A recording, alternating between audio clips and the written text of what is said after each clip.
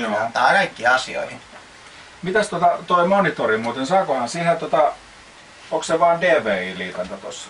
Joo, kun HDMI DVI. Niin, kun toi kato VGA, mitä tossa on meillä VGA näyttökin olemassa. No hyvä, sit kannattaa vanha pölyttynyt näyttö ottaa esille ja laittaa nyt täällä valo loistaa. Joo. Magic. Tää voit pitää kynttilää, kato. No niin, kyllä. Enemmän joulu. Joo, mä tulin tänne Helsinkiin.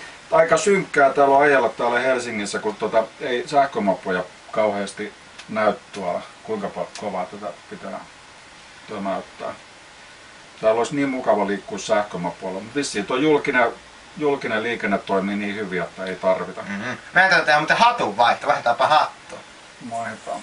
No niin, tää tuli jättiläinen, kato.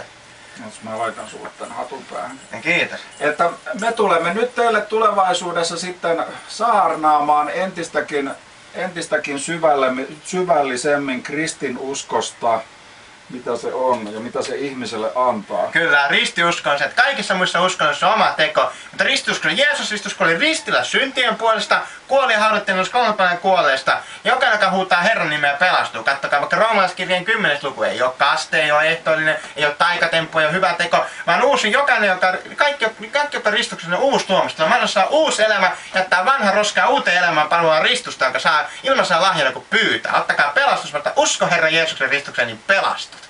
Näin on. Sieltä tulee kuin vettä vaan, että monta kertaa tämä nykyaika on vähän semmonen, että se on niin kuin liian hetkistä. Ei pidäkään odottaa, että vastaus tulee elämään ja kaikkiin visaisiin kysymyksiin tässä ja nyt, vaan täytyy semmoista lepposta elämää viettää ja odotella niitä vastauksia, mutta kyllä ne sieltä tulee.